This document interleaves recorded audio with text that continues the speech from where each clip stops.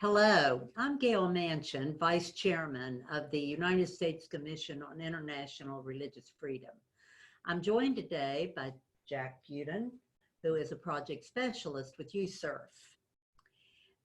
Welcome to our 5th edition of the Systematic, Ongoing, Egregious Assaults on International Religious Freedom. USCIRF is an independent bipartisan federal commission created 20 years ago by the International Religious Freedom Act.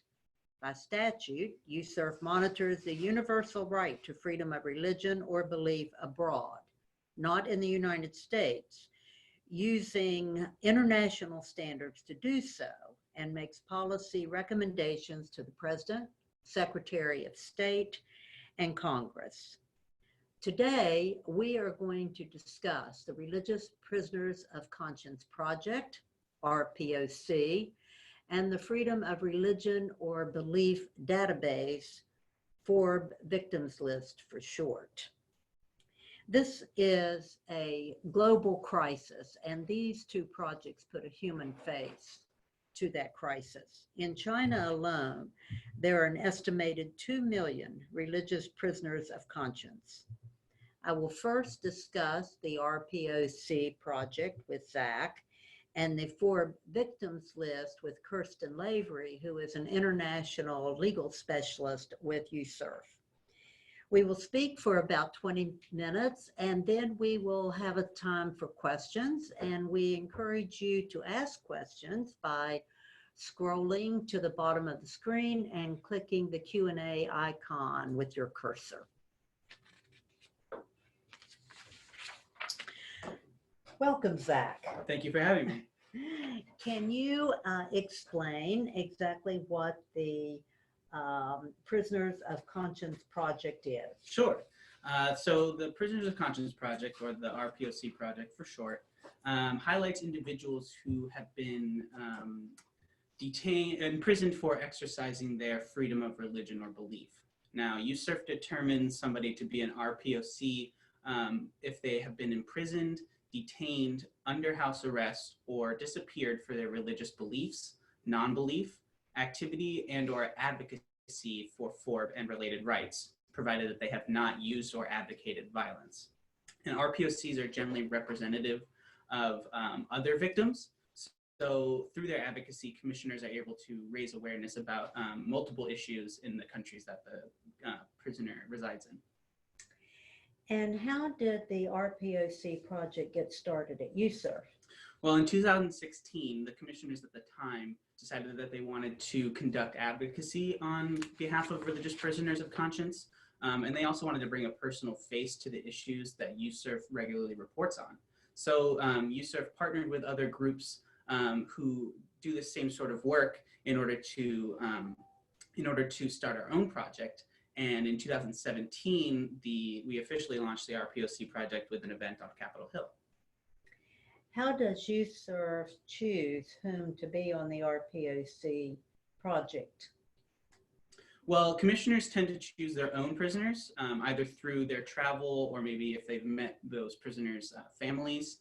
They'll choose prisoners who connect with their own personal stories, or whose case maybe involves issues that they want to draw attention to, such as how you chose Gorak Irai from Iran because of your interest in the intersection of FORB and women's rights. Now, your commissioners do a lot to advocate on behalf of these prisoners. Can you tell me in what ways maybe they do that? Commissioners actually advocate both privately and publicly through social media, news interviews. We testify before Congress, speak at hearings and roundtables, and when possible, and that's not always possible, commissioners will visit their prisoners of conscience or attend their trial. Privately, this is done when there are cases of concern for the life or well-being of the prisoner. And so we will resort to letters and hopefully meetings with government officials, both here and abroad. Now, a good example of the advocacy that commissioners conduct is actually with the case of Gadun Choki Nima, who's the 11th Panchen Lama from Tibet. He was one of the very first prisoners to be adopted into the project. Yes, the Panchen Lama is the second highest official position in Tibetan Buddhism. The Dalai Lama selected 6-year-old Gedun to serve as the 11th Panchen Lama after the death of the 10th Panchen Lama in 1996. 3 days after his selection, Chinese government authorities kidnapped both him and his parents, and they have never been seen or heard of since. They only say that he is a perfectly ordinary Tibetan boy attending school and leading a normal life, and that he does not wish to be disturbed. But that was over 10 years ago. My colleague, Commissioner Tenzin Dorji, who adopted the Panchen Lama, has made a number of public speeches, written multiple public letters to coincide with these birthdays, and testified before the Thomas Lantos Human Rights Commission about his adoptee. One of the other success stories is another of my prisoners of conscience, and that is Muhammad Ali Tahari. Muhammad Ali Tahari from Iran. Muhammad, founder of his own spiritual group, was arrested in 2011 on a number of charges, one of which was blasphemy. He was sentenced to 74 lashes of fine and imprisonment. He subsequently was sentenced to death twice, once in 2015 and again in 2017, but both of those convictions were overturned. In April of this year, after nearly 8 years in prison, Muhammad was released. But Muhammad's story, Muhammad's case also highlights some of the challenges that we face with the RPOC project. Absolutely. Unfortunately, being released from prison is not necessarily a good thing in terms of government harassment. In Muhammad's case, he was released. He is not allowed to leave his home. He is under constant surveillance. And unfortunately, both his home and his family continue to be threatened. So USCIRF, we continue to follow his case very closely. Now, another challenge that we face with the RPOC project is the safety and security of the prisoner. So if we find that public advocacy could put their case or even their lives in jeopardy, we will scale back that public advocacy and pursue more private modes of advocacy that still work to set the prisoner free, but don't place their case or even their lives in harm. But we are also fortunate to partner with other groups who advocate on behalf of RPOCs, one of which is the Defending Freedoms Project that we founded with the Tom Lantos Human Rights Commission.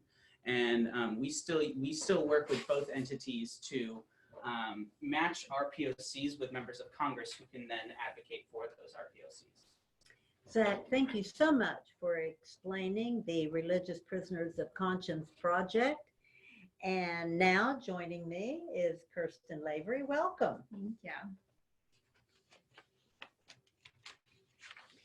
So as some viewers may know who maybe attended our hearing, we recently launched our Freedom of Religion or Belief Victims List. And so for those that do not know, summarize for us exactly what the For Victims List is and why USCIRF started it. Sure. So the For Victims List is a database that catalogs select victims of religious persecution.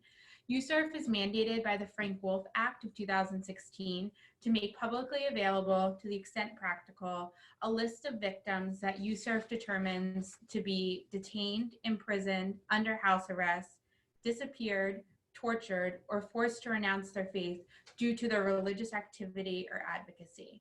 USCIRF has interpreted this provision to also include victims that are targeted by laws that restrict religious freedom, such as blasphemy or apostasy laws. The law also provides that these violations are done by certain perpetrators, specifically either countries that USCIRF recommends that the State Department designate as countries of particular concern, or non-state actors that USCIRF recommends the State Department designate as EPCs.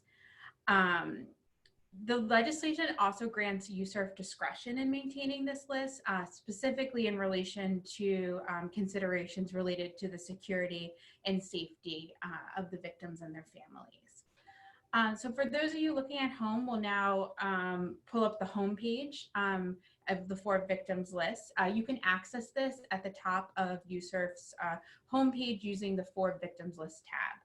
At the top of the homepage, you'll see the list of the violations in the legislation, which are listed as the most recent type of abuse.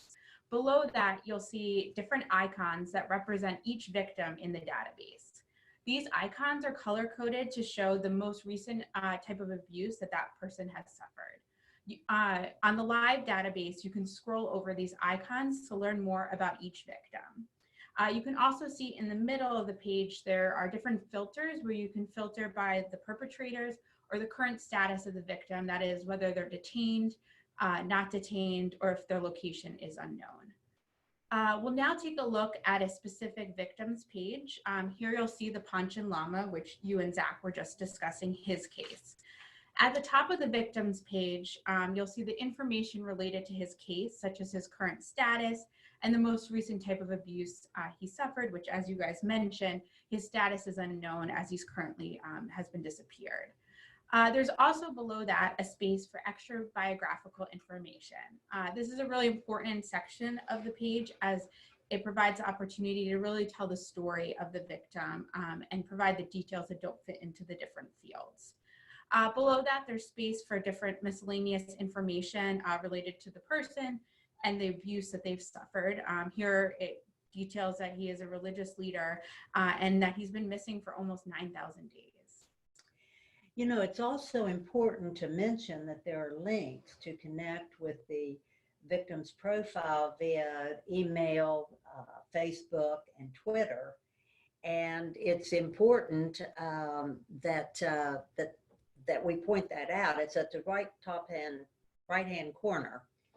We urge you to use this feature to raise awareness for 4 victims on social media and through your network. When sharing victim profiles, we also invite you to use the database's hashtag for victims. Yeah, that's a really important point and a really important feature of the database that we hope gets used.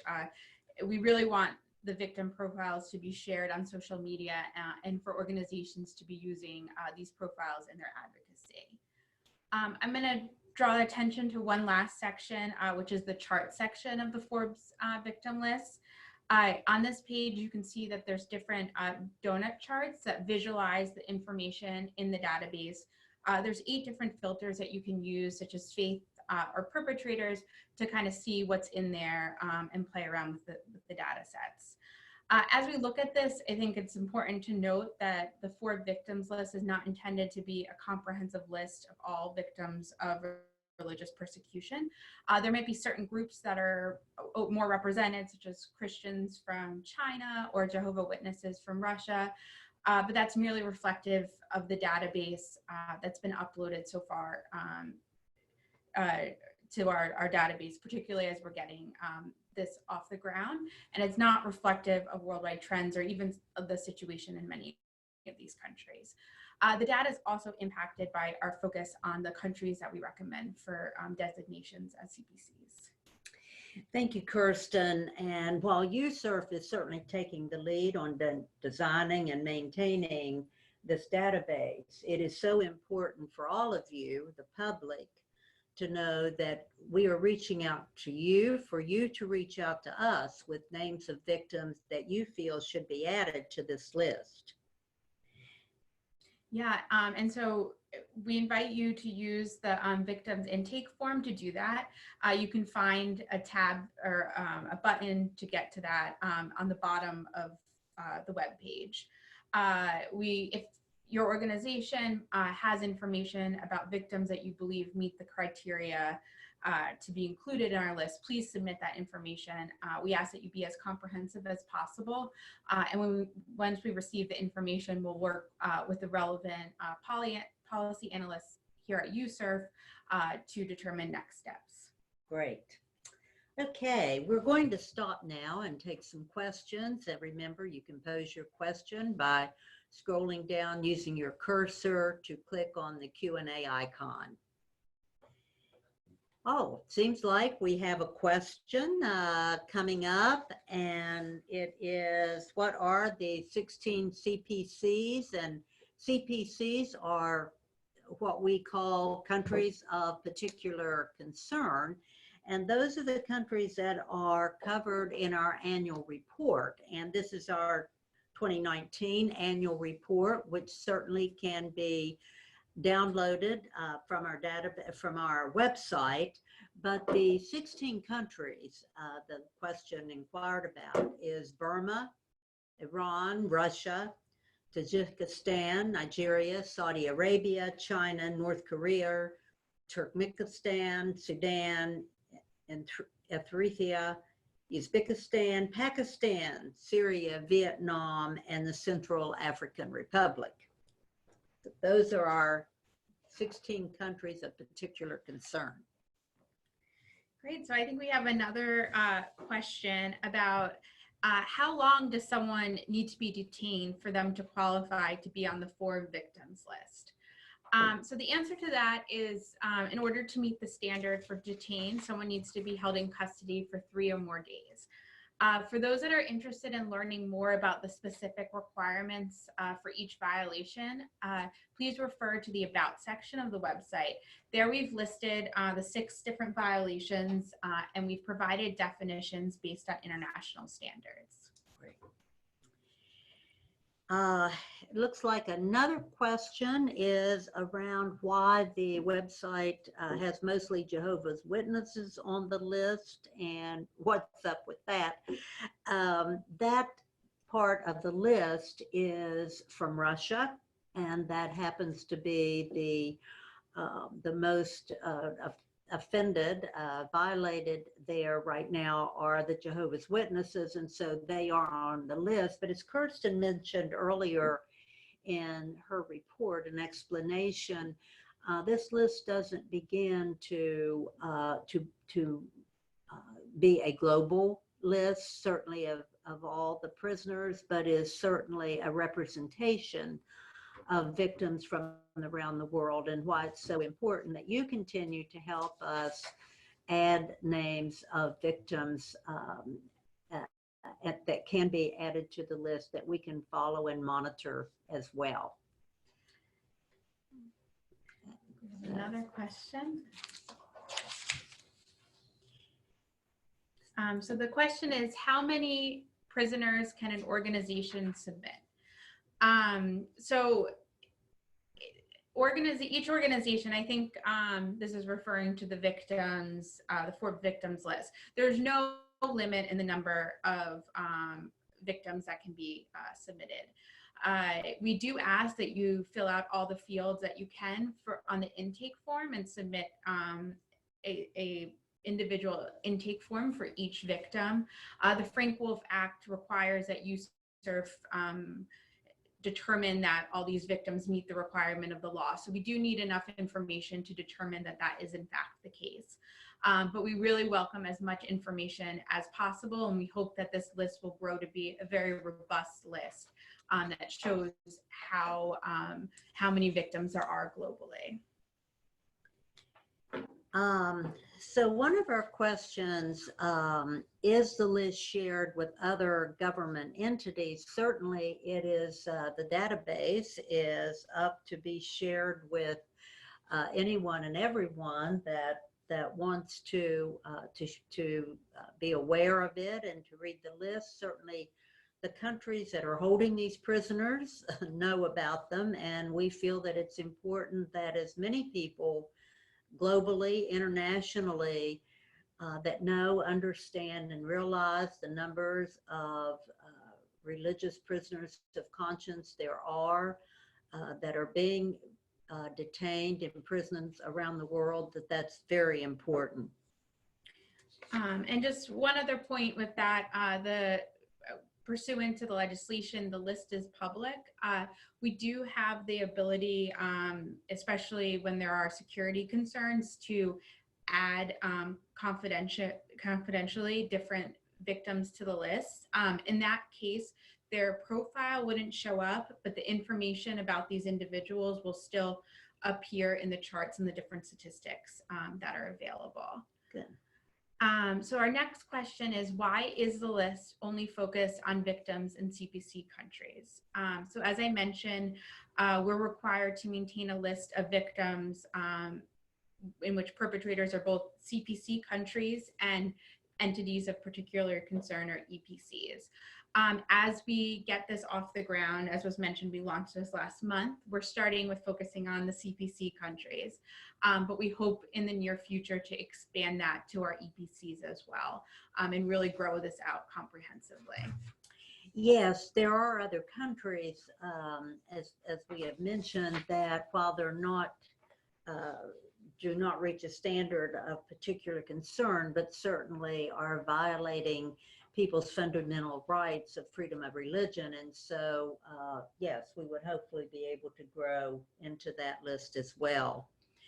Does USCIRF raise the victims' cases during meetings with CPC governments? Certainly, as we meet with both officials in our own country that travel to Washington and schedule meetings with us, but as we travel to countries and meet with religious leaders and government officials there, we always talk about our the prisoners, and we advocate for their release, for their hasty release, and hope that through a higher awareness with both of these projects, that we will encourage countries to certainly stop these violations of human rights. Our next question is, will USCIRF be combining the already existing POC list from other government organizations like the CECC and Tom Lantos Human Rights Commission's list? And so the answer to that is yes. We are working to add victims as quickly as we can, and those are definitely resources that we'll be doing, or we'll be looking at, to pull victims in. I think that coordination is important as well. Our next question, how do you verify information submitted for the database? So for those of you using the intake form, you'll see there are spaces to include links to if there's any news reports about the victims. That can be a very helpful resource.